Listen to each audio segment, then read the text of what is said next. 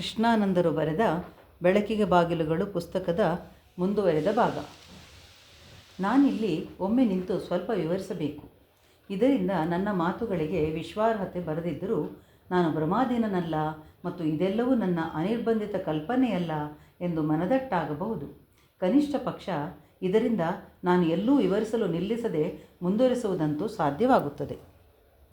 ನಾವು ಬಡವರಾಗಿದ್ದೆವು ಮತ್ತು ಅದು ನನ್ನನ್ನು ಏಕಾಂಗಿತನಕ್ಕೆ ದೂಡಿತು. ಆದರೆ ಅದು ನನ್ನ ಒಳಪ್ರಪಂಚವನ್ನು ವಿಸ್ತರಿಸಿಕೊಳ್ಳಲು ನನಗೆ ನೆರವಾಯಿತು. ನಾನು ತುಂಬ ಓದಿದೆ. Bernard Shaw, Maugham, Lawrence, Huxley, Russell, Eliot, Camus, Kafka, Sartre ಮತ್ತು ಅನೇಕರನ್ನು ಓದಿದೆ. ಕೆಲವು ಸಣ್ಣ ಕಥೆಗಳು, ಪದ್ಯಗಳು ಮತ್ತು ಸ್ನೇಹಿತನೊಬ್ಬನಿಗಾಗಿ ಒಂದು ಚಿತ್ರಕಥೆಯನ್ನು ಬರೆದೆ. ಕನ್ನಡ ಸಾಹಿತ್ಯವನ್ನು ಆಳವಾಗಿ ಅಧ್ಯಯನ ಮಾಡಿ ನನ್ನ ಮಾರ್ಗವನ್ನು ಹತ್ತಿರದಿಂದ ಅಭ್ಯಸಿಸಿದೆ.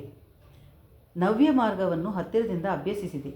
ಕನ್ನಡದಲ್ಲಿ ಅನೇಕ ಕಾದಂಬರಿಗಳನ್ನು, ಸಣ್ಣ ಕಥೆಗಳನ್ನೂ ಬರೆದೆ. ಪ್ರಾರಂಭದಲ್ಲಿ ನನಗೆ ಪ್ರಕಾಶಕರು ಸಿಗಲಿಲ್ಲ. ನಂತರ ಅವಕಾಶ ದೊರೆತಾಗ ನನಗೆ ಪ್ರಕಟಿಸುವ ಮನಸ್ಸಿರಲಿಲ್ಲ. ಇನ್ನೂ ಉತ್ತಮ ಕೃತಿಗಳನ್ನು ಹೊರತರಲು ನಾನು ಬಯಸಿದೆ. ಸಣ್ಣ ವಯಸ್ಸಿನಿಂದಲೇ ನಾನು ಚಿತ್ರಕಲೆ ರಚಿಸುತ್ತಿದ್ದೆ. ಸಾಂಪ್ರದಾಯಿಕ ತರಬೇತಿಯೂ ಇಲ್ಲದಿದ್ದರಿಂದ ನನ್ನಿಷ್ಟ ಬಂದಂತೆ ಚಿತ್ರ ರಚಿಸುತ್ತಾ ನನ್ನದೇ ಶೈಲಿಯನ್ನು ರೂಢಿಸಿಕೊಳ್ಳಲು ಸಾಧ್ಯವಾಯಿತು. ನನ್ನ ತಂದೆ ಚಿಕ್ಕ ವಯಸ್ಸಿನಲ್ಲೇ ತೀರಿಕೊಂಡಾಗ ಕುಟುಂಬ ನಿರ್ವಹಣೆಗಾಗಿ ನಾನು ಚಿತ್ರಕಲೆಯನ್ನು ಬಿಡಬೇಕಾಯಿತು. ನನ್ನ ಮದುವೆ ಆದ ಮೇಲೆ ಪತ್ನಿಯು ನೌಕರಿಯಲ್ಲಿದ್ದುದರಿಂದ ನಮ್ಮ ಆರ್ಥಿಕ ಹೊರೆ ಕೊಂಚ ತಗ್ಗಿತು. ನಾನು ಟೆಲಿಗ್ರಾಫ್ ಇಲಾಖೆಯಲ್ಲಿ ನೌಕರಿಯಲ್ಲಿದ್ದೆ. ನನ್ನೊಳಗಿನ ಸೃಜನಶೀಲತೆಯು ಸೆಲೆ ಅಲ್ಲೇ ಮಡುಗಟ್ಟಿತು. ಅದನ್ನು ಹಂಚಿಕೊಳ್ಳಲು ನನಗೆ ಯಾರೂ ಸಿಗಲಿಲ್ಲ. ಕೆಲವು ಸ್ನೇಹಿತರು ಆ ಕಾಲದ ವಿಷಯಗಳನ್ನು ಚರ್ಚಿಸುತ್ತಾ ಕಾಲ ಕಳೆದರು. ಆದರೆ ಯಾರೂ ಕೇಳಿಸಿಕೊಳ್ಳುತ್ತಿರಲಿಲ್ಲ. ನನ್ನೊಳಗೂ ಕನಸುಗಳ ಪ್ರಪಂಚ ಹೊಂದಿದೆ ಎಂಬ ಅನುಮಾನ ಬಹುಶಃ ಯಾರಿಗೂ ಬರಲಿಲ್ಲ. ಪ್ರಾರಂಭದಲ್ಲಿ ಇವೆಲ್ಲವನ್ನೂ ಒಂದಲ್ಲ ಒಂದು ದಿನ ಪದಗಳು ಮತ್ತು ಚಿತ್ರಗಳಲ್ಲಿ ಹೊರತರುತ್ತೇನೆಂಬ ಭರವಸೆ ಇತ್ತು. ಆದರೆ ಬದುಕು ನನ್ನ ಯೌವನ ಮತ್ತು ಆಯುಸ್ಸನ್ನು ಕಳೆಯತೊಡಗಿದಂತೆ ಈ ಭರವಸೆ ಇಲ್ಲದೆ ನಾನು ಬದುಕಲಾರಂಭಿಸಿದೆ. ಕ್ರಮೇಣ ಜೀವಿಸಿರುವುದೇ ಸಂತೋಷದಾಯಕ ಎಂದು ಅರಿತುಕೊಂಡೆ. ನನ್ನೊಳಗಿನ ಸೃಜನಶೀಲತೆಯನ್ನು ನನಗಾಗಿ ಜೀವಂತವಾಗಿ ಇಡುವುದು ಅದನ್ನು ಇತರರಿಗಾಗಿ ಹೊರತರುವುದಕ್ಕಿಂತಲೂ ಮುಖ್ಯವಾಗಿತ್ತು.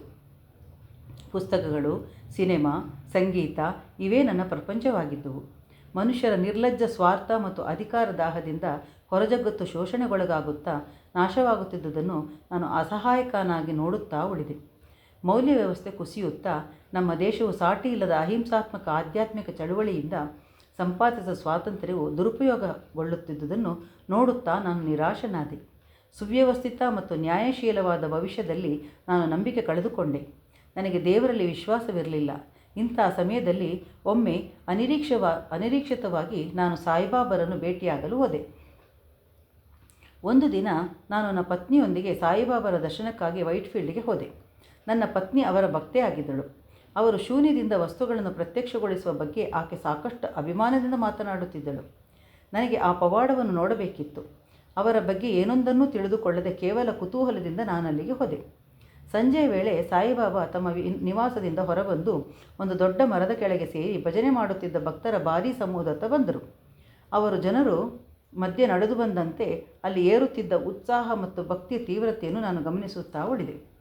ಆಗ ಅವರು ಆ ಪವಾಡವನ್ನು ಮಾಡಿದರು. ತಮ್ಮ ಕೈಯನ್ನು ವೃತ್ತಾಕಾರವಾಗಿ ಅನೇಕ ಬಾರಿ ತಿರುಗಿಸಿ ತಕ್ಷಣ ಮುಷ್ಟಿ ಬಿಗಿದು ನಂತರ ಒಬ್ಬ ಹಿರಿಯರಿಗೆ ವಿಭೂತಿ ಕೊಟ್ಟರು. ಜನರ ಗುಂಪು ಹುಚ್ಚೆದ್ದಿತು. ಅವರು ಹೇಗೆ ಆ ಪವಾಡ ಮಾಡಿದರೋ ಅರ್ಥವಾಗದೆ ಯೋಚಿಸತೊಡಗಿದೆ. 1 ತಾಸಿನ ನಂತರ ಸಾಯಿಬಾಬಾ ತಮ್ಮ ನಿವಾಸಕ್ಕೆ ಮರಳಿದಾಗ ಜನರ ಗುಂಪು ಚದುರತೊಡಗಿತು. ಆಗ ಯಾರೂ ನನ್ನೊಂದಿಗೆ ಮಾತನಾಡುತ್ತಿರುವುದು ನನಗೆ ಕೇಳಿಸಿತು. ನೇರವಾಗಿ ಅಲ್ಲ, ಮಾನಸಿಕವಾಗಿ. ಅದು ಸ್ಪಷ್ಟವಾದ ಗಟ್ಟಿ ಧ್ವನಿ. ಇದು ಏನೂ ಅಲ್ಲ, ಇದಕ್ಕಿಂತಲೂ ದೊಡ್ಡ ವಿಸ್ಮಯಗಳು, ನಾವರಿಯದ ಸತ್ಯಗಳು ಇವೆ. ಅದು ಸಾಯಿಬಾಬರವರೇ, ಬಹುಶಃ ಅವರೇ ಇದ್ದಿರಬೇಕು. ಅದು ಹೇಗೋ ಅವರೇ ಮಾತನಾಡಿದ್ದು ಎಂದು ನನಗೆ ತಿಳಿಯಿತು. ನನಗೆ ಇನ್ನೂ ಹೆಚ್ಚಿನದನ್ನು ಕೇಳಿ ತಿಳಿದುಕೊಳ್ಳುವ ಮನಸ್ಸಾಯಿತು. ನಾನು ಸಾಯಿಬಾಬರವರ ಕುರಿತ ಎಲ್ಲ ಪುಸ್ತಕಗಳನ್ನು ಓದಿದೆ. ಭಜನೆಗಳಿಗೆ ಸೇರಿಕೊಂಡೆ. ಪುಟ್ಟಪರ್ತಿಗೆ ಹೋದೆ. ಅವರ ಸಂದರ್ಶನಕ್ಕಾಗಿ ಪ್ರಾರ್ಥಿಸಿ ಜನರ ಗುಂಪಿನೊಂದಿಗೆ ದಿನಗಟ್ಟಲೆ ಕಾದೆ. ಸಾಯಿಬಾಬಾ ನನ್ನೊಂದಿಗೆ ಮಾತಾಡಲಿಲ್ಲ. ನನ್ನ ಮನೆಯ ಸಮೀಪ ಒಬ್ಬ ವೃದ್ಧರಿದ್ದರು. ಭಜನಾ ಮಂಡಳಿಗಳವರು ವಾರದಲ್ಲಿ 3 ಬಾರಿ ಅವರ ಮನೆಯಲ್ಲಿ ಸೇರಿ ಹಾಡುತ್ತಿದ್ದರು. ಅವರು ತಮ್ಮ ಕೋಣೆಯಲ್ಲಿ ಸಾಯಿಬಾಬಾರವರ ಭಾರೀ ಚಿತ್ರಗಳನ್ನು ಇಟ್ಟಿದ್ದರು. ಈ ಚಿತ್ರಗಳಿಂದ ವಿಭೂತಿ ಸುರಿಯುತ್ತಿತ್ತು. ಕೆಲವೊಮ್ಮೆ ಜೇನುತುಪ್ಪ ಒಸರುತ್ತಿತ್ತು. ಅಲ್ಲಿ ಯಾವ ಕಣ್ಕಟ್ಟು ಇರಲಿಲ್ಲ. ಅಲ್ಲದೆ ಕುಪ್ಪಣ್ಣ ಪ್ರಾಮಾಣಿಕರಾಗಿದ್ದವರು. ಇವೆಲ್ಲವನ್ನೂ ಗಮನಿಸಿದರೂ ಆಗ ನಾನು ಸ್ಪಷ್ಟವಾಗಿ ವಿವರಿಸಲಾಗದಿದ್ದ ಇನ್ನೂ ಹೆಚ್ಚಿನದೇನನ್ನೋ ನಿರೀಕ್ಷಿಸುತ್ತಿದ್ದೆ. ಭಜನೆಗಳು ಖಂಡಿತವಾಗಿ ಉಲ್ಲಾಸದಾಯಕವಾಗಿದ್ದವು. ಅಲ್ಲಿ ಸಾಕಷ್ಟು ಭಕ್ತರೂ ಸೇರುತ್ತಿದ್ದರು. ಈ ಗುಂಪುಗಳಲ್ಲಿದ್ದಾಗ ಅವರಲ್ಲಿ ಭಾವಾವೇಶ ಉಕ್ಕುತ್ತಿರುವುದನ್ನು ಕಂಡೆನಾದರೂ ಅದೇ ವ್ಯಕ್ತಿಗಳನ್ನು ಹೊರಗೆ ಭೇಟಿಯಾದಾಗ ಅವರ ಸಾಮಾನ್ಯ ವರ್ತನೆಯನ್ನು ಕಂಡು ನಿರಾಶನಾದೆ.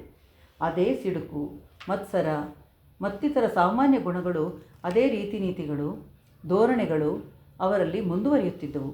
ಅವರ ಗಾಢ ಶಕ್ತಿ ಮತ್ತು ಭಜನೆಗಳು ಅವರಲ್ಲಿ ಶಾಶ್ವತ ಪರಿವರ್ತನೆ ಉಂಟು ಮಾಡಿರಲಿಲ್ಲ.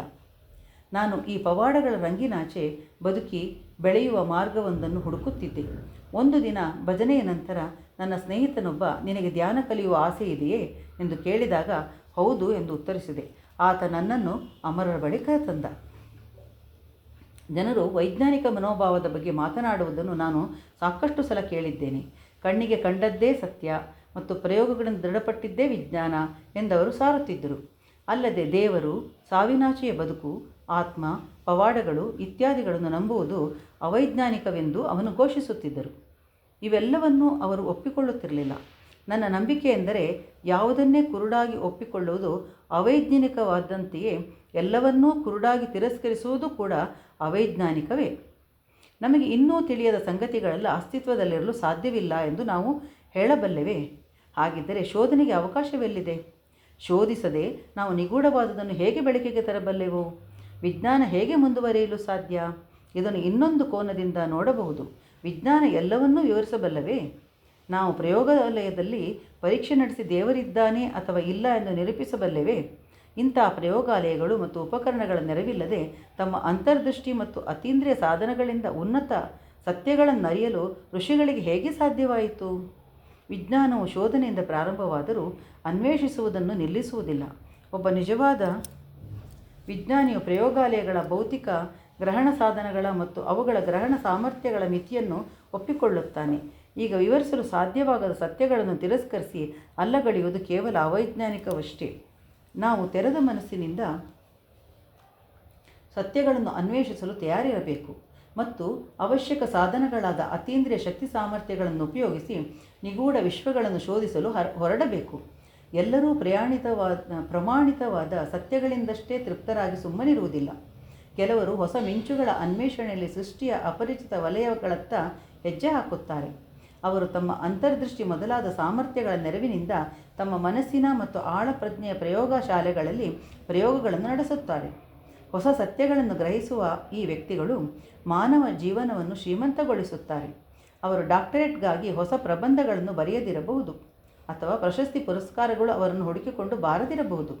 ಆದರೆ ಕಾಲ ಸರಿದಂತೆ ನಾಗರಿಕತೆಗಳು ಅವರ ಹೆಜ್ಜೆ ಜಾಡಿನಲ್ಲಿ ದಾಪುಗಾಲಿಡುತ್ತಾ ಪ್ರಗತಿ ಸಾಧಿಸುತ್ತವೆ. ನಾವು ಭೌತಿಕ ಮತ್ತು ಆಧ್ಯಾತ್ಮಿಕ ಈ ಎರಡೂ ವಿಜ್ಞಾನಗಳ ಪರಿಣಿತರು ಕಂಡುಹಿಡಿದಿರುವ ಸತ್ಯಗಳನ್ನು ಒಪ್ಪಿಕೊಳ್ಳಬೇಕು. ಅಮರ ಒಬ್ಬ ಆಧ್ಯಾತ್ಮಿಕ ವಿಜ್ಞಾನಿಯಾಗಿದ್ದರು.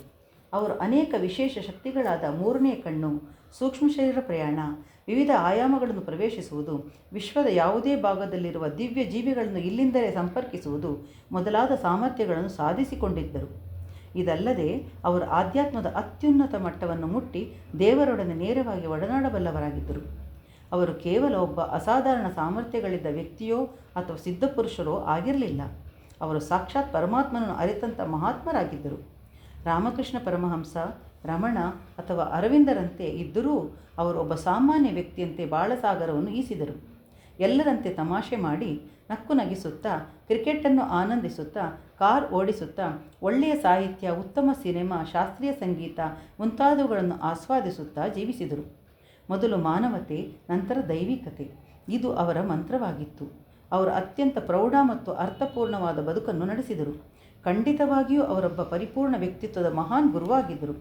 ಅವರು ನಮಗೆ ಮತ್ತೆ ಮತ್ತೆ ನೆನಪಿಸುತ್ತಿದ್ದರು, ಈ ಅತೀಂದ್ರಿಯ ಶಕ್ತಿಗಳೆಲ್ಲ ಈಗಿನ ಬದುಕಿಗೆ ಅನವಶ್ಯಕ ಎಂದು ತಿಳಿಯಬೇಡಿ. ಇವು ನಮ್ಮ ಮೂಲಭೂತ ಶಕ್ತಿಗಳು. ನಾವು ಇವುಗಳ ಸಂಪರ್ಕ ಕಳೆದುಕೊಂಡಿದ್ದೇವೆ ಅಷ್ಟೇ. ಇವುಗಳ ನೆರವಿನಿಂದ ನಾವು ಹುಟ್ಟು ಮತ್ತು ಸಾವುಗಳ ವಾಸ್ತವಗಳನ್ನು ಅರಿಯಬಹುದಲ್ಲದೆ ಈ ಬದುಕಿನ ಕ್ಷಣಿಕತೆ ಮತ್ತು ನಮ್ಮ ಮಿತಿಗಳನ್ನೆಲ್ಲ ದಾಟಿ ಮುಕ್ತಿಯೆಡೆಗೆ ನಡೆಯಬೇಕಾದ ಅವಶ್ಯಕತೆಯನ್ನು ಮನಗಾಣಬಹುದು. ನೆನಪಿರಲಿ, ನಾವು ತಪ್ಪಾಗಿ ತಿಳಿದಂತೆ ಆಧ್ಯಾತ್ಮವು ಕೇವಲ ಪರಲೋಕದ ಸಂಗತಿಯಲ್ಲ, ಅದು ಇಂದಿನ ಬದುಕಿಗೆ ಹೆಚ್ಚು ಪ್ರಸ್ತುತವಾದದ್ದು. ಎಲ್ಲರೂ ಅವರನ್ನು ಪೂರ್ತಿಯಾಗಿ ಅರ್ಥ ಮಾಡಿಕೊಂಡರೋ ಇಲ್ಲವೋ ನನಗೆ ತಿಳಿಯದು. ಬಹುಶಃ ಇಲ್ಲ ಎಂದು ಕಾಣುತ್ತದೆ. ಅತ್ಯಂತ ರೋಚಕವಾಗಿದ್ದ ಅವರ ಸೂಕ್ಷ್ಮ ಲೋಕದ ಸಾಹಸಗಳ ವರ್ಣನೆಗಳಲ್ಲೇ ಜನರಿಗೆ ಹೆಚ್ಚು ಆಸಕ್ತಿ ಇತ್ತು. ಆದರೆ ಅವರ ಬೋಧನೆಗಳು ಅಥವಾ ಊರ್ಧ್ವಲೋಕಗಳ ಋಷಿಗಳಿಂದ ಅವರು ತರುತ್ತಿದ್ದ ಸಂದೇಶಗಳೆಡೆಗೆ ಗಮನ ಹರಿಸಿದವರು ಕೆಲವೇ ಮಂದಿ. ಜನರು ಅಮರನ್ನು ಅರ್ಥ ಮಾಡಿಕೊಂಡದ್ದೇ ಹೌದಾದರೆ ತಮ್ಮ ಮಕ್ಕಳ ಜಾತಕಗಳನ್ನು ತಂದು ಅವರಿಗೆ ಯಾವಾಗ ಮದುವೆ ಆಗುತ್ತದೆ ಎಂಬಂಥ ಪ್ರಶ್ನೆಗಳನ್ನು ಕೇಳುತ್ತಿರಲಿಲ್ಲ. ಅಮರ ಜ್ಯೋತಿಷಿ ಆಗಿರಲಿಲ್ಲ. ಅವರೊಮ್ಮೊಮ್ಮೆ ನಕ್ಕು ನುಡಿಯುತ್ತಿದ್ದರು. ಉನ್ನತ ಸಾಮರ್ಥ್ಯಗಳಿರುವುದು ಈ ರೀತಿಯ ವೈಯಕ್ತಿಕ ಉಪಯೋಗಕ್ಕಾಗಿ ಅಲ್ಲ. ಅವುಗಳಿರುವುದು ಉನ್ನತ ಸತ್ಯಗಳನ್ನು ಅರ್ಥ ಮಾಡಿಕೊಳ್ಳಲು, ಮತ್ತು ಅವುಗಳನ್ನು ಅರ್ಥ ಮಾಡಿಕೊಂಡಾಗ ನಮ್ಮ ವೈಯಕ್ತಿಕ ಸಮಸ್ಯೆಗಳನ್ನು ನಾವೇ ಸುಲಭವಾಗಿ ಪರಿಹರಿಸಿಕೊಳ್ಳಬಹುದು. ಸುಮಾರು 1930ರಲ್ಲಿ ಅವರು ಈ ದೇಶ 1947ರಲ್ಲಿ ಸ್ವತಂತ್ರವಾಗುವುದೆಂದು, 1948ರಲ್ಲಿ ಮಹಾತ್ಮ ಗಾಂಧಿಯವರ ಹತ್ಯೆ ಆಗುವುದೆಂದು ಭವಿಷ್ಯ ನುಡಿದಿದ್ದರು. ಯಾರೂ ಅವರ ಮಾತನ್ನು ಆಗ ಗಂಭೀರವಾಗಿ ಪರಿಗಣಿಸಲಿಲ್ಲ. ಅವರನ್ನು ಗೇಲಿ ಮಾಡಿ ಮರೆತು ಸುಮ್ಮನಾದರು. ಈ ಘಟನೆಗಳು ನಡೆಯುವವರೆಗೆ ಒಬ್ಬ ಮಹಾನ್ ಋಷಿಯಂತೆ ಅವರಿಗೆ ಎಲ್ಲವೂ ತಿಳಿದಿತ್ತು. ಹೀಗಿದ್ದರೂ ಒಮ್ಮೆ ಒಬ್ಬ ವ್ಯಕ್ತಿ ತಾನು ಪ್ರಯತ್ನಿಸುತ್ತಿದ್ದ ಕೆಲಸ ತನಗೆ ಸಿಗುವುದೇ ಎಂದು ಕೇಳಿದಾಗ ಅಮರ ನನಗೆ ಗೊತ್ತಿಲ್ಲ ಎಂದು ಉತ್ತರಿಸಿದರು. ನಂತರ ಈ ಘಟನೆಯನ್ನು ನಮಗೆ ವಿವರಿಸಿ ಆ ವ್ಯಕ್ತಿಯು ಸಂದರ್ಶನ ಮತ್ತು ಅನಂತರದ ನಿರೀಕ್ಷೆಯ ಅನುಭವಗಳನ್ನು ಹೊಂದುವುದು ಅವಶ್ಯಕವಾಗಿತ್ತು ಎಂದರು. ಪ್ರತಿಯೊಂದು ಅನುಭವವು ನಮಗೆ ಏನನ್ನಾದರೂ ಕಲಿಸುತ್ತದೆ. ನಾವು ಬದುಕಿನ ಪಾಠಗಳನ್ನು ಅನುಭವಗಳಿಂದ ಕಲಿಯುತ್ತೇವೆ. ಒಬ್ಬ ವ್ಯಕ್ತಿಯ ಕಲಿಕೆಯಲ್ಲಿ ನಾವು ಮಧ್ಯೆ ಪ್ರವೇಶಿಸಬಾರದು. ಆದರೆ ಕೆಲವೊಮ್ಮೆ ಅವರು ಇಂಥ ಪ್ರಶ್ನೆಗಳಿಗೆ ಉತ್ತರಿಸುತ್ತಿದ್ದುದನ್ನು ನಾನು ನೋಡಿದ್ದೆ. ಆಗ ಅವರು ವಿವರಿಸಿದರು, ಒಬ್ಬ ವ್ಯಕ್ತಿ ತೀರಾ ದುರ್ಬಲನಾಗಿದ್ದು ಕುಸಿದು ಬೀಳುವ ಸ್ಥಿತಿಯಲ್ಲಿದ್ದರೆ ನಾವು ಆತನಿಗೆ ನೆರವಾಗಬೇಕು. ನಾವು ಒಂದೇ ನಿಯಮವನ್ನು ಪಾಲಿಸಲು ಸಾಧ್ಯವಿಲ್ಲ. ಇನ್ನೂ ಅನೇಕ ನಿಯಮಗಳಿವೆ. ಅಗತ್ಯವಿದ್ದವರಿಗೆ ಅವರು ಸದಾ ನೆರವಾಗುತ್ತಿದ್ದರು ಎಂದು ನನಗೆ ತಿಳಿದಿತ್ತು. ನಾವು ಪಾಶ್ಚಿಮಾತ್ಯ ದೇಶಗಳಿಂದ ಎಲ್ಲವನ್ನೂ ಒಪ್ಪಿಕೊಳ್ಳುತ್ತೇವೆ. ಶೇಕ್ಸ್ಪಿಯರ್ನಿಂದ ಜೀನ್ಸ್ವರೆಗೆ, ಮಾರ್ಕ್ಸ್ವಾದದಿಂದ ಮಡೋನ್ನಾವರೆಗೆ ಎಲ್ಲವೂ ನಮಗೆ ಸಮ್ಮತವೇ. ವಿವೇಕಾನಂದ ಮತ್ತು ಪತಂಜಲಿಯನ್ನು ಪಾಶ್ಚಿಮಾತ್ಯರು ಮಹಾನ್ ವ್ಯಕ್ತಿಗಳೆಂದು ಘೋಷಿಸಿದ ನಂತರವೇ ನಾವು ಅವರನ್ನು ಒಪ್ಪಿಕೊಂಡೆವು. ನನಗೆ ಒಮ್ಮೊಮ್ಮೆ ನಾವು ಕೇವಲ ನೆರಳುಗಳಂತೆ ಬದುಕುತ್ತಿದ್ದೇವೆಯೇ ಎಂದೆನಿಸುತ್ತದೆ. ನಾನು ಸೂಕ್ಷ್ಮ ಶರೀರ ಪ್ರಯಾಣ ಮತ್ತು ಇತರ ಲೋಕಗಳ ಬಗ್ಗೆ ಮಾತನಾಡಿದರೆ ನಮ್ಮ ಬುದ್ಧಿಜೀವಿ ವರ್ಗ ನಾನೊಬ್ಬ ವಿಚಿತ್ರ ಕಲ್ಪನೆಗಳ ವ್ಯಕ್ತಿಯೇನೋ ಎಂಬಂತೆ ನನ್ನನ್ನು ಅನುಮಾನಿಸುತ್ತದೆ. ಆದರೆ ಪಶ್ಚಿಮ ದೇಶಗಳಲ್ಲಿ ಅನೇಕ ವ್ಯಕ್ತಿಗಳು ಮತ್ತು ಗುಂಪುಗಳು ಸೂಕ್ಷ್ಮ ಲೋಕದ ಅನುಭವಗಳು, ಚೈತನ್ಯಗಳು, ನವಯುಗ, ಯುಗಪುರುಷ ಮತ್ತಿತರ ಸಂಗತಿಗಳ ಬಗ್ಗೆ ಮಾತನಾಡುವುದನ್ನು ಕಂಡರೆ ಸಂತೋಷವಾಗುತ್ತದೆ. ಒಂದಲ್ಲ ಒಂದು ದಿನ ನನ್ನನ್ನು ಇಲ್ಲಿ ಒಪ್ಪಿಕೊಳ್ಳುತ್ತಾರೆ ಎಂಬ ಭರವಸೆ ಮೂಡುತ್ತದೆ. ಹೊಸ ಯುಗದ ಅನೇಕ ಜಾಗೃತ ಕಾರ್ಯಕರ್ತರೊಂದಿಗೆ ನನಗೆ ಸಂಪರ್ಕವೂ ಇದೆ. ಅಂಥವರಲ್ಲಿ ಒಬ್ಬಾಕೆ ಆಸ್ಟ್ರೇಲಿಯಾದ ಸೊಲುಂಟ್ರಾ ಕಿಂಗ್. ಸೊಲುಂಟ್ರಾ ಒಬ್ಬ ಅದ್ಭುತ ವ್ಯಕ್ತಿ. ಆಕೆ ಹುಟ್ಟಿನಿಂದಲೇ ತತೀಂದ್ರಿಯ ನೋಟ, ಸೂಕ್ಷ್ಮ ಸಂಭಾಷಣೆ ಮುಂತಾದ ಶಕ್ತಿಗಳನ್ನು ಪಡೆದಿದ್ದಳು. ಆಕೆ ಅನೇಕ ಬಾರಿ ವಿಶ್ವ ಪರ್ಯಟನೆ ಮಾಡಿ ಭೂಮಿಯಾಳದಲ್ಲಿ ಸಾವಿರಾರು ವರ್ಷಗಳಿಂದ ಸುಪ್ತವಾಗಿರುವ ಶಕ್ತಿ ಕೇಂದ್ರಗಳನ್ನು ಜಾಗೃತಗೊಳಿಸುತ್ತಾ ಕೆಲವು ವಿಶೇಷ ಸಂದರ್ಭಗಳಾದ ಗ್ರಹಣ ಮತ್ತು ಗ್ರಹಗಳ ಸಂಯೋಗ ಕಾಲದಲ್ಲಿ ಊರ್ಧ್ವಲೋಕಗಳಿಂದ ಪಡೆದ ಚೈತನ್ಯಗಳನ್ನು ಭೂಮಿಯಾಳದಲ್ಲಿ ನೆಲೆಗೊಳಿಸುವ ಕೆಲಸವನ್ನು ಮಾಡಿದ್ದಾಳೆ. ಆಕೆ 1995ರಲ್ಲಿ ನನ್ನನ್ನು ಭೇಟಿಯಾಗಿ ಅನಂತರ ತನ್ನ ಚಿಕ್ಕ ತಂಡದೊಂದಿಗೆ ಕಾಶ್ಮೀರಕ್ಕೆ ತೆರಳಿ ಅಲ್ಲಿ ಶಾಂತಿ ಮತ್ತು ಆಧ್ಯಾತ್ಮಿಕ ಜಾಗೃತಿಯನ್ನು ಸಾಧ್ಯವಾಗಿಸುವ ವಿಶೇಷ ಚೈತನ್ಯಗಳನ್ನು ಸ್ಥಿರಗೊಳಿಸಿದಳು. 1996ರಲ್ಲಿ ಆಕೆ ಇಲ್ಲಿ ಬಂದು ಹೆಚ್ಚು ಕಾಲ ಉಳಿದಾಗ ನಾವು ನಮ್ಮಿಬ್ಬರ ಕೆಲಸಗಳನ್ನು ಪರಸ್ಪರ ಚೆನ್ನಾಗಿ ಅರ್ಥ ಮಾಡಿಕೊಂಡು ಉತ್ತಮ ಬಾಂಧವ್ಯವನ್ನು ಹೊಂದಲು ಸಾಧ್ಯವಾಯಿತು. ನಾನು ಸಂಪೂರ್ಣವಾಗಿ ವಿಚಾರ ವಿನಿಮಯ ಮಾಡಲು ಮತ್ತು ಇತರ ಲೋಕಗಳಿಗೆ ಸೂಕ್ಷ್ಮ ಶರೀರದಲ್ಲಿ ಪ್ರಯಾಣಿಸಲು ಸಾಧ್ಯವಾದದ್ದು ಕೇವಲ ಸೊಲುಂಟ್ರಾ ಜೊತೆ ಮಾತ್ರ. ಸದ್ಯ ನಾನು ಭ್ರಮಾಧೀನನಲ್ಲ ಎಂದು ಹೇಳಲು ಒಬ್ಬರಾದರೂ ಇದ್ದಾರೆ. ಇದು ಋಷಿಗಳು ನಡೆದಾಡಿದ ಯೋಗ ಜನಿಸಿದ ನಾಡು. ಆರ್ಯಭಟ, ಪತಂಜಲಿ ಮೊದಲಾದ ಮಹಾತ್ಮರು, ಅನೇಕ ಅನುಭಾವಿ ಸಂತರು ಈ ನಾಡಿನಲ್ಲಿ ಜೀವಿಸಿದ್ದಾರೆ. ವಿವೇಕಾನಂದ, ರಾಮಕೃಷ್ಣ ಪರಮಹಂಸ, ಅರವಿಂದರು, ರಮಣ ಮಹರ್ಷಿ ಮೊದಲಾದವರು ಇಲ್ಲಿ ಬಾಳಿ ಬದುಕಿ ದಾರಿ ತೋರಿದ್ದಾರೆ. ಹೀಗಿದ್ದರೂ ದೇಗುಲಗಳ ಮತ್ತು ಆಶ್ರಮಗಳ ನಾಡಿನಲ್ಲಿ ಬದುಕುವ ನಾವು ಎಡ್ಗರ್ ಕೇಸಿಯಂಥ ವ್ಯಕ್ತಿ ಇಲ್ಲಿ ಹುಟ್ಟಿದ್ದರೆ ಆತನನ್ನು ಒಪ್ಪಿಕೊಳ್ಳುತ್ತಿರಲಿಲ್ಲ. ಪ್ರಾಣಿಕ್ ಹೀಲಿಂಗ್ ಮತ್ತು ರೇಖಿ ಹೊರಗಿನಿಂದ ಬಂದಿರದಿದ್ದರೆ ನಾವು ಅವುಗಳನ್ನು ಗೇಲಿ ಮಾಡುತ್ತಿದ್ದೇವೇನೋ. ಆದರೀಗ ಅವು ಆಧುನಿಕ ಸಂಪ್ರದಾಯಗಳಾಗಿ ರಾರಾಜಿಸುತ್ತಿವೆ. ಅಮರ ಇನ್ನೊಬ್ಬರು ತಮ್ಮನ್ನು ಹೇಗೆ ಸ್ವೀಕರಿಸುತ್ತಾರೆ ಎಂದು ತಲೆಕೆಡಿಸಿಕೊಳ್ಳಲಿಲ್ಲ. ಅವರದು ಪ್ರಖರ ಸೂರ್ಯನಂಥ ವ್ಯಕ್ತಿತ್ವವಾಗಿತ್ತು. ಅವರು ಅಸಾಧಾರಣ ಘಟನೆಗಳನ್ನು ನಾಟಕೀಯಗೊಳಿಸದೆ ಅವು ದಿನನಿತ್ಯದ ಕೆಲಸಕ್ಕೆ ಹೋಗುವ ಇಲ್ಲವೇ ಸ್ನೇಹಿತರೊಂದಿಗೆ ಹರಟುವಂಥ ಸಾಮಾನ್ಯ ಘಟನೆಗಳೇನೋ ಎಂಬಂತೆ ವಿವರಿಸುತ್ತಿದ್ದರು. ನಾವು ಎಂದಾದರೂ ನಿನ್ನೆಯ ದಿನ ಏನು ನಡೆಯಿತು ಎಂದು ಕೇಳಿದರೆ ಅವರು ಯಾವ ಹಿಂಜರಿತನೂ ಇಲ್ಲದೆ ತಾವು ಹಿಮಾಲಯಕ್ಕೆ ಹೋಗಿ ಮಾರ್ಕಾಂಡೇಯ ಮಹರ್ಷಿಗಳನ್ನು ಭೇಟಿಯಾದದ್ದು, ಅವರಿಂದ ಕೆಲಸಕ್ಕೆ ಸಂಬಂಧಪಟ್ಟ ಸೂಚನೆಗಳನ್ನು ಪಡೆದದ್ದು, ನಂತರ ಇನ್ನೊಂದು ತಾರಾ ಸಮೂಹದಲ್ಲಿದ್ದ ಭೂಮಿಯೊಂದಕ್ಕೆ ಹೋಗಿ ಅಲ್ಲಿನ ಜನರನ್ನು ಭೇಟಿಯಾಗಿ ಅಲ್ಲಿಂದ ಮಾಹಿತಿ ತಂದದ್ದು ಇತ್ಯಾದಿಗಳನ್ನು ವಿವರಿಸುತ್ತಿದ್ದರು. ಒಮ್ಮೆ ಅವರು ನಕ್ಷತ್ರವೊಂದರತ್ತ ಹೋಗುತ್ತಿದ್ದಾಗ ದಾರಿಯಲ್ಲಿ ಸಿಕ್ಕಿದ ಒಬ್ಬ ದೇವದೂತ ನಮ್ಮ ಭೂಮಿಯನ್ನು ಕುತೂಹಲದಿಂದ ನೋಡುತ್ತಾ ಅಮರರಿಗೆ ಹೇಳಿದ, ಈಗ ಈ ಮಾನವರು ತಮ್ಮ ಮೊದಲನೆಯ ಉಪಗ್ರಹವನ್ನು ಕಳಿಸಿದ್ದಾರೆ, ಮುಂದೆ ಇನ್ನೇನು ಮಾಡುತ್ತಾರೆ? ಹಿಂದಿನ ಕಾಲಚಕ್ರದಲ್ಲಿ ಅವರ ಪರಸ್ಪರ ಅಣ್ವಸ್ತ್ರಗಳಿಂದ ಬಡಿದಾಡಿ ನಾಶಗೊಂಡಿದ್ದರು. ಈ ಬಾರಿ ಅದು 1977ನೇ ಇಸವಿಯ ಶಿವರಾತ್ರಿಯ ಮರುದಿನವಾಗಿತ್ತು. ನಾನು ಅಮರರ ಪೂಜಾ ಮಂದಿರವನ್ನು ಪ್ರವೇಶಿಸುತ್ತಿದ್ದಂತೆ ಒಂದು ಅದ್ಭುತ ದೃಶ್ಯವನ್ನು ಕಂಡೆ. ಆ ಕೋಣೆಯಲ್ಲಿ ಎಲ್ಲೆಲ್ಲೂ ವಿಭೂತಿ ತುಂಬಿಕೊಂಡಿತ್ತು. ಗೋಡೆಯ ಮೇಲೆ, ಚಾವಣಿಯ ತುಂಬ ಎಲ್ಲ ಕಡೆಯೂ ವಿಭೂತಿಯೇ. ನಾನು ಸಾಯಿಬಾಬಾರವರ ಚಿತ್ರದಿಂದ ವಿಭೂತಿ ಬರುವುದನ್ನು ಬಹಳ ಸಲ ಕಂಡಿದ್ದೇನಾದರೂ ಈ ಪ್ರಮಾಣದಲ್ಲಿ ಇಷ್ಟು ವಿಸ್ತಾರ ಜಾಗದಲ್ಲಿ ವಿಭೂತಿ ತುಂಬಿದ್ದನ್ನು ನೋಡಿರಲಿಲ್ಲ. ಇಡೀ ಕೋಣೆಯಲ್ಲಿ ಒಂದು ಅಲೌಕಿಕವಾದ ಸುಗಂಧ ಹರಡಿಕೊಂಡಿತ್ತು. ನಾವು ಎಂದಿನಂತೆ ವಾರದ ತರಬೇತಿಯ ಅವಧಿಗೆ ಕುಳಿತಾಗ ಅಮರ ವಿವರಿಸಿದರು. ನಿನ್ನೆಯ ದಿನ ಸಪ್ತಋಷಿಗಳು ಇಲ್ಲಿಗೆ ಬಂದಿದ್ದರು. ನಾವೆಲ್ಲರೂ ಶಿವನನ್ನು ಪೂಜಿಸಿದೆವು. ಇದು ಆತನ ಆಶೀರ್ವಾದ. ನಾನು ಅವಾಕ್ಕಾಗಿ ಕೇಳುತ್ತಿದ್ದಂತೆ ಅವರು ಮುಂದುವರಿಸಿದರು. ಇವೆಲ್ಲದರಿಂದ ಮರುಳಾಗಬೇಡಿ, ಇವು ಕೇವಲ ಸಂಕೇತಗಳಷ್ಟೇ. ಮೋಸಸ್ಗಾಗಿ ಸಮುದ್ರ ಬೇರ್ಪಟ್ಟಿತು. ಯೇಸುಕ್ರಿಸ್ತ ಕರೆದಾಗ ಸತ್ತವರು ಜೀವ ತೆಳೆದು ಬಂದರು. ಮಾರ್ಕಾಂಡೇಯ ಮಹರ್ಷಿ ಸಾವನ್ನು ದಾಟಿ ಹೋದರು. ಈ ಎಲ್ಲ ಘಟನೆಗಳ ಹಿಂದೆ ಪರಮಾತ್ಮನ ಕೃಪಾಶೀರ್ವಾದಗಳಿವೆ. ಇವುಗಳ ಹಿಂದಿರುವ ಆತನ ಪಾತ್ರವನ್ನು ನಾವು ಗುರುತಿಸಬೇಕು. ಅಮರ ಒಮ್ಮೆ ತಡೆದು ಕಣ್ಣು ಮುಚ್ಚಿಕೊಂಡರು. ಬಹುಶಃ ಆ ಒಂದು ಕ್ಷಣ ಅವರು ಪರಮಾತ್ಮನೊಂದಿಗೆ ಏಕತೆಯನ್ನು ಅನುಭವಿಸಿರಬೇಕು. ಅನಂತರ ಅವರು ಎಷ್ಟು ಪ್ರಾಮಾಣಿಕತೆ ಮತ್ತು ಭಕ್ತಿಯಿಂದ ಮಾತನಾಡಿದರೆಂದರೆ ನಾನು ಮತ್ತೆ ಯಾರಲ್ಲೂ ಇಂಥ ತೀವ್ರ ಭಾವನೆಗಳನ್ನು ನೋಡಲಿಲ್ಲ. ನಾವು ನಮ್ಮ ಹಾಗೂ ಈ ಸೃಷ್ಟಿಯ ಕುರಿತಾದ ಬಹಳಷ್ಟು ಜ್ಞಾನವನ್ನು ಕಳೆದುಕೊಂಡಿದ್ದೇವೆ. ವೇದಗಳು ಮೊದಲಾದ ಪವಿತ್ರ ಗ್ರಂಥಗಳಲ್ಲಿ ಈ ಜ್ಞಾನದ ಒಂದು ಕಿರುಭಾಗ ಮಾತ್ರ ಉಳಿದಿದ್ದು ಅದು ಎಲ್ಲವನ್ನೂ ವಿವರಿಸಲು ಸಾಧ್ಯವಿಲ್ಲ. ಆದರೆ ಈಗ ಎಚ್ಚೆತ್ತುಕೊಳ್ಳುತ್ತಿರುವ ಜನರು ಇನ್ನೂ ಹೆಚ್ಚು ಜ್ಞಾನವನ್ನು ಮತ್ತೆ ಸಂಗ್ರಹಿಸುತ್ತಾರೆ. ಮಾನವ ಕುಲ ಈಗ ಪ್ರಳಯದ ಅತಿ ಕ್ಲಿಷ್ಟ ಭಾಗವನ್ನು ಎದುರಿಸುತ್ತಿದೆ. ಪ್ರಳಯವೆಂದರೆ ಎಲ್ಲರೂ ತಪ್ಪಾಗಿ ತಿಳಿದುಕೊಂಡಂತೆ ವಿನಾಶವಲ್ಲ, ಅದು ಪರಿವರ್ತನೆ, ಆಧ್ಯಾತ್ಮಿಕ ಜಾಗೃತಿ. ಒಮ್ಮೆ ಈ ಅವಧಿ ಮುಗಿದರೆ ಮನುಷ್ಯ ತನ್ನ ಪೂರ್ಣ ಸಾಮರ್ಥ್ಯಕ್ಕೆ ಬೆಳೆದು ದೈವ ಸ್ವರೂಪಿಯಾಗುತ್ತಾನೆ. ಆಗ ಎಲ್ಲ ಜ್ಞಾನ ಮತ್ತು ಶಕ್ತಿ ನಮ್ಮದಾಗುತ್ತದೆ. ಈ ದಿನ ನಿಮಗೆ ನಮ್ಮ ಮೂಲ ಮತ್ತು ಅಲ್ಲಿಂದ ನಾವಿಲ್ಲಿಗೆ ಬಂದ ರೀತಿಯನ್ನು ತಿಳಿಸುತ್ತೇನೆ. ನೆನಪಿಡಿ, ಇದಲ್ಲದೆ ಇನ್ನೂ ಅನೇಕ ವಿವರಗಳಿವೆ. ಇದು ಒಂದು ಕಿರುಪರಿಚಯ ಮಾತ್ರ. 2 ಪಿರಮಿಡ್ಗಳನ್ನು ಊಹಿಸಿಕೊಳ್ಳಿ. ಒಂದು ತಲೆಕೆಳಗಾಗಿರುವ ಇನ್ನೊಂದರ ಮೇಲೆ ಕುಳಿತಿದೆ ಎಂದುಕೊಳ್ಳಿ. ಮೊದಲ ಪಿರಮಿಡ್ ತಲೆಕೆಳಗಾಗಿರುವ ಪಿರಮಿಡ್ನ ತಳದ ಮೇಲೆ ಕುಳಿತಿದೆ. ಈ 2 ಪಿರಮಿಡ್ಗಳು ನಡುವಿನ ಪ್ರದೇಶವನ್ನು ಭೌತಿಕ ವಿಶ್ವ ಅಥವಾ ಬ್ರಹ್ಮಾಂಡ ಎಂದು ಕರೆಯುತ್ತಾರೆ. ಅದರಲ್ಲಿ ಕೋಟಿಗಟ್ಟಲೆ ತಾರಾ ಸಮೂಹಗಳಿವೆ. ಮೊಟ್ಟೆಯಾಕಾರದ ಈ ವಲಯ ಅತ್ಯಂತ ವಿಶಾಲವಾಗಿದ್ದು 18 ಶತಕೋಟಿ ಜ್ಯೋತಿರ್ವರ್ಷಗಳ ವ್ಯಾಸವನ್ನು ಹೊಂದಿದೆ. ಪ್ರತಿ ತಾರಾ ಸಮೂಹದಲ್ಲೂ ಕೋಟಿಗಟ್ಟಲೆ ಸೂರ್ಯರು ಅಥವಾ ನಕ್ಷತ್ರಗಳಿಗೆ ಪ್ರತಿ ಸೂರ್ಯನ ಸುತ್ತಲೂ ಒಂದು ಸೌರಮಂಡಲವಿದ್ದು ಪ್ರತಿ ಸೌರಮಂಡಲದಲ್ಲೂ ಜೀವರಾಶಿ ಇರುವ ಒಂದು ಭೂಮಿ ಇದೆ. ಮನುಷ್ಯರು ಈ ಭೂಮಿಗಳಲ್ಲಿ ವಾಸಿಸುತ್ತಾರೆ. ಕಾಲಚಕ್ರದ ವೈವಿಧ್ಯಕ್ಕನುಗುಣವಾಗಿ ಕೆಲವರು ಉಳಿದವರಿಗಿಂತ ಹೆಚ್ಚು ವಿಕಾಸ ಹೊಂದಿದ್ದಾರೆ. ಹೀಗೆ ಅಧಿಕ ವಿಕಾಸ ಹೊಂದಿದವರ ತಮ್ಮೊಳಗೆ ಸಂಪರ್ಕವೇರ್ಪಡಿಸಿಕೊಂಡು ವಿವಿಧ ಭೂಮಿಗಳಿಗೆ ಭೇಟಿ ಕೊಡುತ್ತಿರುತ್ತಾರೆ. ನಾವಿನ್ನೂ ವಿಕಾಸ ಹೊಂದುತ್ತಿದ್ದು ಹೊರಗಿನವರಿಗೊಂದಿಗೆ ಇನ್ನೂ ಸಂಪರ್ಕ ಸಾಧಿಸಬೇಕಾಗಿದೆ.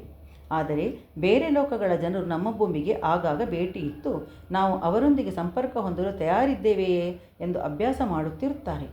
ಕೇವಲ ವಿಜ್ಞಾನ ಮತ್ತು ತಂತ್ರಜ್ಞಾನದಲ್ಲಿ ಪ್ರಗತಿ ಸಾಧಿಸಿದರಷ್ಟೇ ಸಾಲದು. ಉನ್ನತ ನಿಯಮಗಳು ಮತ್ತು ಜೀವನ ರೀತಿಯನ್ನು ಅರಿತು ಒಪ್ಪಿಕೊಳ್ಳಲು ನಾವು ಆಧ್ಯಾತ್ಮಿಕವಾಗಿ ಬೆಳೆಯಬೇಕು. ಅವರಿಗೆ ನಮ್ಮೆಲ್ಲ ಮಿತಿಗಳು ಮತ್ತು ಹೋರಾಟಗಳ ಅರಿವಿದೆ. ಒಮ್ಮೆ ನಾವು ಪ್ರಳಯದ ಈ ಭಾಗವನ್ನು ದಾಟಿ ಬಂದರೆ ಅವರೇ ಮುಂದಾಗಿ ನಮ್ಮನ್ನು ಸಂಪರ್ಕಿಸುತ್ತಾರೆ. ಈ ತಾರಾ ಸಮೂಹಗಳಲ್ಲಿರುವ ಕೋಟ್ಯಂತರ ಭೂಮಿಗಳನ್ನು ಅವುಗಳನ್ನು ವಾಸಿಸುವ ಮನುಷ್ಯರ ಆಧ್ಯಾತ್ಮಿಕ ಸ್ಥಿತಿಯನ್ನು ಆಧರಿಸಿ 14 ಗುಂಪುಗಳಾಗಿ ವಿಂಗಡಿಸಲಾಗಿದೆ. ಇವೇ 14 ಲೋಕಗಳು. ಸಂಪೂರ್ಣವಾಗಿ ಆಧ್ಯಾತ್ಮಿಕ ಇರುವ ಲೋಕದಿಂದ ಸ್ವಲ್ಪವೂ ಆಧ್ಯಾತ್ಮಿಕವಲ್ಲದ ಲೋಕದವರೆಗೆ ಈ ಕೋಟ್ಯಂತರ ಭೂಮಿಗಳು ಆಧ್ಯಾತ್ಮ ಮತ್ತು ಭೌತಿಕತೆಯ ವಿವಿಧ ಮಿಶ್ರಣಗಳೊಂದಿಗೆ ಯಾವುದೋ ಒಂದು ಲೋಕಕ್ಕೆ ಸೇರುತ್ತವೆ. ನಮ್ಮ ಭೂಮಿಯು ಭೂಲೋಕ ಎಂದು ಕರೆಯಲ್ಪಡುವ ಗುಂಪಿಗೆ ಸೇರುತ್ತದೆ. ಇಲ್ಲಿ ಆಧ್ಯಾತ್ಮ ಮತ್ತು ಭೌತಿಕ ಜೀವನಗಳಿಗೆ ಸಮಾನ ಅವಕಾಶಗಳಿವೆ. ಬ್ರಹ್ಮಾಂಡದ ಮೇಲೆ 4 ದಿವ್ಯ ಲೋಕಗಳಿವೆ. ಒಂದರಲ್ಲಿ ಸೃಷ್ಟಿಶೀಲ ಶಕ್ತಿಗಳು ತುಂಬಿದ್ದು ಇಲ್ಲಿ ಮನಸ್ಸಿನ ಸೃಷ್ಟಿಯಾಗುತ್ತದೆ. ಇನ್ನೊಂದು ವಿನಾಶಕಾರಿ ಶಕ್ತಿಗಳ ಲೋಕ. ಇವೆರಡರ ನಡುವಿನ ಲೋಕದಲ್ಲಿ ಸೃಷ್ಟಿ ಲಯಗಳ ಶಕ್ತಿಗಳನ್ನು ಸಮತೋಲನವಾಗಿ ಬೆರೆಸಿ ಜೀವರಾಶಿಗಳ ಯೋಗಕ್ಷೇಮವನ್ನು ನೋಡಿಕೊಳ್ಳುವ ಶಕ್ತಿ ತುಂಬಿದೆ. 3 ದಿವ್ಯ ವ್ಯಕ್ತಿಗಳು ಈ ಶಕ್ತಿಗಳ ಉಸ್ತುವಾರಿ ವಹಿಸುತ್ತಾರೆ. ಅವರು ಬ್ರಹ್ಮ, ಶಿವ ಮತ್ತು ವಿಷ್ಣು ಎಂದು ನಾವು ಬಲ್ಲೆವು. ಈ 3 ಲೋಕಗಳ ಮೇಲೆ ಸ್ತ್ರೀ ಶಕ್ತಿ ತುಂಬಿರುವ ಶಕ್ತಿ ಲೋಕವಿದ್ದು ದೇವಿ ಇಲ್ಲಿನ ಉಸ್ತುವಾರಿ ವಹಿಸುತ್ತಾಳೆ. ಇದರಾಚೆ ಪರಿಶುದ್ಧ ಪ್ರಜ್ಞೆ ತುಂಬಿರುವ ಲೋಕವಿದ್ದು ಇಲ್ಲಿನ ನಿರಾಕಾರ ಆತ್ಮನನ್ನು ನಾವು ಪರಬ್ರಹ್ಮ, ಅಲ್ಲ ಅಥವಾ ಪರಮಪಿತ ಎಂದು ಕರೆಯುತ್ತೇವೆ. ಆತನೇ ದೇವರು. ಇಡೀ ಸೃಷ್ಟಿ ದೇವರ ಒಂದು ವಿಸ್ತರಣೆಯಷ್ಟೇ.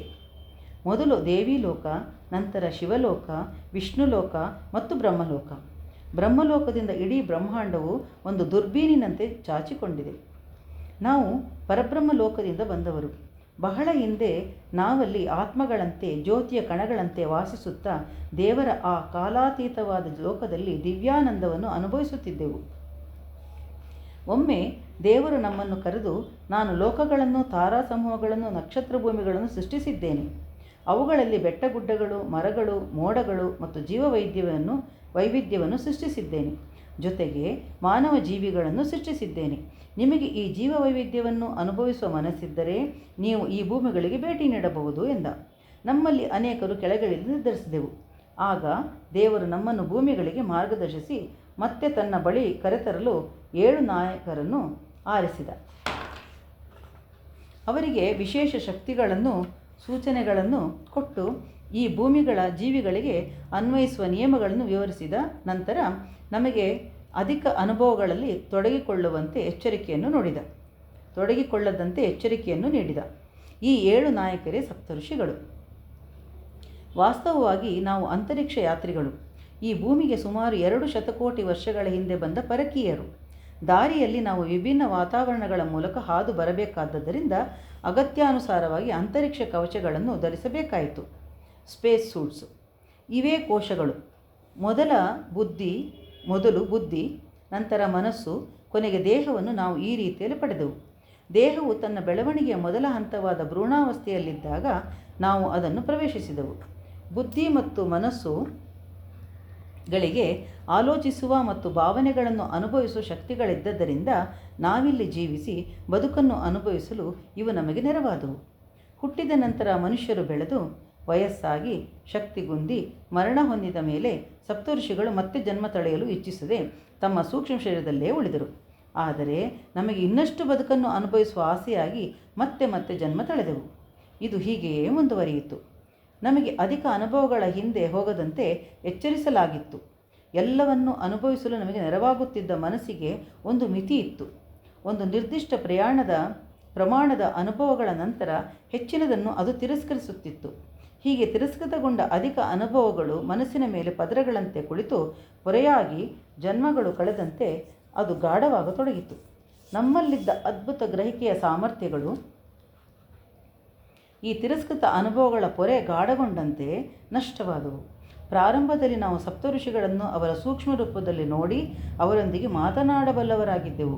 ಆದರೆ ಮೊದಲ 5 ಜೀವಿತಾವಧಿಗಳ ನಂತರ ನಾವು ಈ ಸಾಮರ್ಥ್ಯವನ್ನು ಕಳೆದುಕೊಂಡು ಸಪ್ತಋಷಿಗಳ ಸಂಪರ್ಕದಿಂದ ಬೇರೆಯಾದೆವು. ಸಪ್ತಋಷಿಗಳು ನಮ್ಮನ್ನು ಮಾರ್ಗದರ್ಶಿಸುತ್ತಾ ನಾವು ನಮ್ಮ ಮೂಲವಾದ ದೇವರಲ್ಲಿಗೆ ಹಿಂದಿರುಗಬೇಕೆಂದು ನಮಗೆ ನೆನಪಿಸುತ್ತಲೇ ಇದ್ದರು.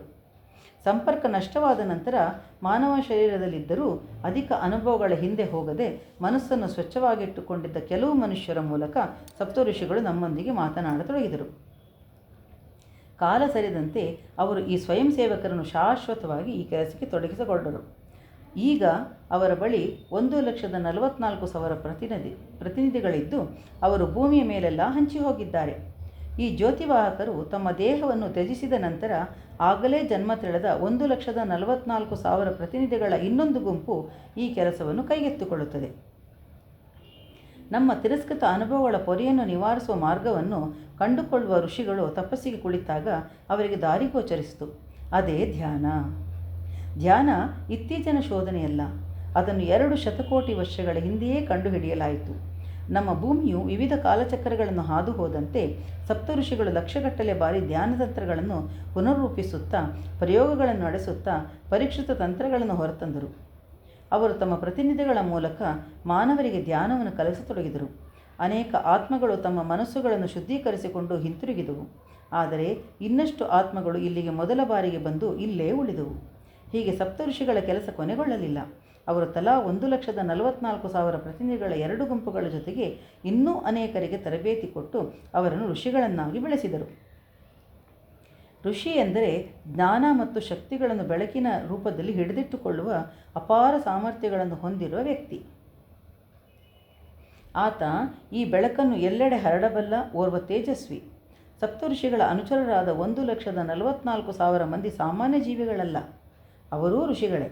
ಅವರು ತಮ್ಮ ಕೆಲಸಕ್ಕೆ ಅಡಚಣೆಯಾಗದಿರಲಿ ಎಂದು ಸಾಮಾನ್ಯರಂತೆ ಬದುಕಿ ಪ್ರಚಾರದಿಂದ ದೂರವೇ ಉಳಿಯುತ್ತಾರೆ.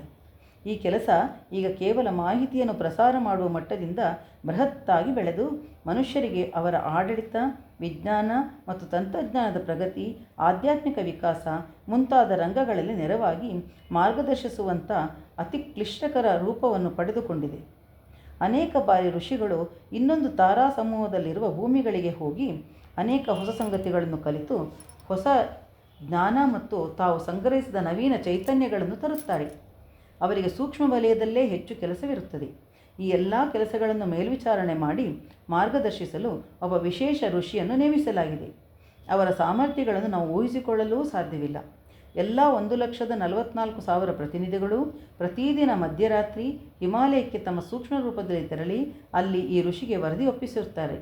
ಅವರಿಂದ ಸೂಚನೆಗಳನ್ನು ಸ್ವೀಕರಿಸಿ ಕೆಲಸ ಮಾಡಿ ಮತ್ತೆ ಮುಂಜಾನೆಯ ವೇಳೆಗೆ ಅವರಿಗೆ ವರದಿ ಮಾಡಿ ನಂತರ ತಮ್ಮ ದೇಹಗಳಿಗೆ ಮರಳುತ್ತಾರೆ. ನನಗೆ ಕುತೂಹಲ ತಾಳಲಾರದೆ ಅಮರನು ಮಧ್ಯದಲ್ಲೇ ತಡೆದು ಕೇಳಿದೆ, ನೀವು ಅಂತ ಒಬ್ಬ ಪ್ರತಿನಿಧಿಯೇ? ಅಮರ ಉತ್ತರಿಸಲಿಲ್ಲ, ಸುಮ್ಮನೆ ನಸುನಕ್ಕರು. ನನಗೆ ನೆನಪಿದ್ದಂತೆ ಅಮರ ಅನೇಕ ಬಾರಿ ತಮ್ಮನ್ನು ಋಷಿಗಳ ಕಾರ್ಯಕರ್ತ ಎಂದು ಕರೆದುಕೊಳ್ಳುತ್ತಿದ್ದರೂ ಈಗ ನನಗರಿವಾಗಿರುವಂತೆ ಅವರು ಕೇವಲ ಒಬ್ಬ ಪ್ರತಿನಿಧಿಯಾಗಲಿ ಕಾರ್ಯಕರ್ತರಾಗಲಿ ಋಷಿಯಾಗಲಿ ಆಗಿರಲಿಲ್ಲ. ಅವರು ಇನ್ನೂ ಎತ್ತರದಲ್ಲಿದ್ದ ವ್ಯಕ್ತಿ. ಅವರನ್ನು ವರ್ಣಿಸಲು ನನ್ನಲ್ಲಿ ಶಬ್ದಗಳಿಲ್ಲ. ಒಮ್ಮೆ ನಾನವರಿಗೆ ಹೇಳಿದ್ದೆ, ನೀವು ತುಂಬ ವಿಶೇಷ ವ್ಯಕ್ತಿಯಾಗಿರಬೇಕು. ಅದಕ್ಕೆ ಅವರು, ಇಲ್ಲಿ ಪ್ರತಿಯೊಬ್ಬರೂ ವಿಶೇಷ ವ್ಯಕ್ತಿಗಳೇ, ಇಲ್ಲದಿದ್ದರೆ ನಾವು ಸಪ್ತಋಷಿಗಳೊಂದಿಗೆ ಕೆಲಸ ಮಾಡಲು ಸಾಧ್ಯವಿಲ್ಲ. ನಮ್ರತೆ, ಅಮರ ಅದರ ಮೂರ್ತ ರೂಪವಾಗಿದ್ದರು. ನಾನು ಬಹಳಷ್ಟು ಧಾರ್ಮಿಕ ಮತ್ತು ಆಧ್ಯಾತ್ಮಿಕ ಮುಖಂಡರು, ಸನ್ಯಾಸಿಗಳು, ಗುರುಗಳು ಮತ್ತಿತರನ್ನು ಭೇಟಿಯಾಗಿದ್ದರೂ ಯಾರೂ ಅಮರರಂತಿರಲಿಲ್ಲ. ಒಮ್ಮೆ ಒಬ್ಬ ಸುಪ್ರಸಿದ್ಧ ಸ್ವಾಮಿಗಳು ಅಮರರನ್ನು ಭೇಟಿಯಾಗಲು ಇಷ್ಟಪಟ್ಟರು. ಅಮರ ಅವರಲ್ಲಿಗೆ ಹೋದರು. ಆ ಸ್ವಾಮಿಗಳು ಧ್ಯಾನ ಮತ್ತು ಋಷಿಗಳ ಬಗ್ಗೆ ಅನೇಕ ಪ್ರಶ್ನೆಗಳನ್ನು ಕೇಳಿದರು. ಅಮರ ಎಲ್ಲವನ್ನೂ ವಿವರಿಸಿದರು. ಆ ಸ್ವಾಮಿಗಳಿಗೆ ಆಧುನಿಕ ವೇಷದಲ್ಲಿದ್ದ ಸ್ವಾಮಿಯಲ್ಲದ ವ್ಯಕ್ತಿಗೆ ಹೆಚ್ಚು ತಿಳಿದಿದೆ ಎಂಬ ಸತ್ಯವನ್ನು ಜೀರ್ಣಿಸಿಕೊಳ್ಳಲಾಗಲಿಲ್ಲ. ಅವರು ಋಷಿಗಳ ಅಸ್ತಿತ್ವವನ್ನೇ ಪ್ರಶ್ನಿಸಿ ಅಮರನ್ನು ಗೇಲಿ ಮಾಡುತ್ತಾ, ನಾನು ನಿಮ್ಮನ್ನು ಈ ಕೋಣೆಯೊಳಗೆ ಕೂಡಿ ಹಾಕಿದರೆ ನೀವು ಸೂಕ್ಷ್ಮ ರೂಪದಲ್ಲಿ ಹೊರಬಂದು ಪ್ರತ್ಯಕ್ಷರಾಗಬಲ್ಲಿರಾ ಎಂದು ಮತ್ತೆ ಮತ್ತೆ ಕೇಳಿದರು. ಅಮರ ಶಾಂತವಾಗಿ ಉತ್ತರಿಸಿದರು, ಹೌದು, ನಾನು ಅದನ್ನು ಮಾಡಬಲ್ಲೆ. ದಯವಿಟ್ಟು ನನ್ನನ್ನು ಕೂಡಿ ಹಾಕಿ. ಸ್ವಾಮಿಗಳು ಆ ಕೆಲಸವನ್ನು ಮಾಡಲಿಲ್ಲ. ಅವರು ಗೇಲಿ ಮಾಡುವುದನ್ನು ನಿಲ್ಲಿಸಿದರು. ಅವರಿಗೆ ಹೇಗೋ ತಾವೊಬ್ಬ ಅಸಾಧಾರಣ ವ್ಯಕ್ತಿ ಎದುರು ಕುಳಿತಿರುವುದರ ಅರಿವಾಗಿರಬೇಕು. ಒಂದು ವೇಳೆ ಅಮರ ಕೋಣೆಯಾಚೆ ಬಂದು ಪ್ರತ್ಯಕ್ಷರಾಗುವುದನ್ನು ಅವರು ನೋಡಿದ್ದರೆ ವರ್ಷಗಳಿಂದ ಪೋಷಿಸಿಕೊಂಡು ಬಂದಿದ್ದ ಅವರ ನಂಬಿಕೆಗಳ ಮತ್ತು ಪೂರ್ವಾಗ್ರಹಗಳ ಗತಿ ಏನಾಗುತ್ತಿತ್ತೆಂದು ಊಹಿಸಲು ಸಾಧ್ಯವಿಲ್ಲ. ಅಮರ ಮುಂದುವರಿಸಿದರು, ಒಂದಲ್ಲ ಒಂದು ದಿನ ನಾವು ಹಿಂದಿರುಗಬೇಕು. ನಾವು ಈ ದೇಹಗಳಲ್ಲ, ನಾವಿಲ್ಲಿ ಕೇವಲ ಅತಿಥಿಗಳಾಗಿ ಬಂದವರು ಮತ್ತು ನಮ್ಮ ಮನೆಗೆ ನಾವು ಹಿಂದಿರುಗಬೇಕು ಎಂದು ನಾವು ಅರಿಯಬೇಕು.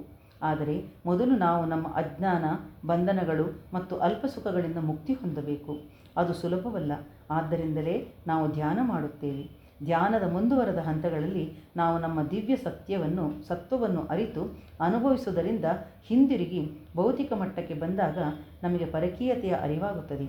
ನಮ್ಮ ದೇಹ ಬಿದ್ದಾಗ ನಾವು ನಮ್ಮ ಶರೀರಗಳಿಂದ ಎಲ್ಲ ಕೊಳೆಯನ್ನು ಅಥವಾ ಅನುಭವಗಳ ಶೇಷ ಭಾಗಗಳನ್ನು ಸ್ವಚ್ಛಗೊಳಿಸಿಕೊಂಡಾಗ ಮತ್ತು ಈ ಲೋಕಕ್ಕೆ ಹಿಂದಿರುಗಲು ನಾವು ಇಚ್ಛಿಸದಿದ್ದಾಗ ಋಷಿಗಳು ನಮ್ಮನ್ನು ಅಂತರಿಕ್ಷದಲ್ಲಿ ನಮ್ಮ ಮನೆಗೆ, ಅಂದರೆ ದೇವರಲ್ಲಿಗೆ ಕರೆದೊಯ್ಯುತ್ತಾರೆ.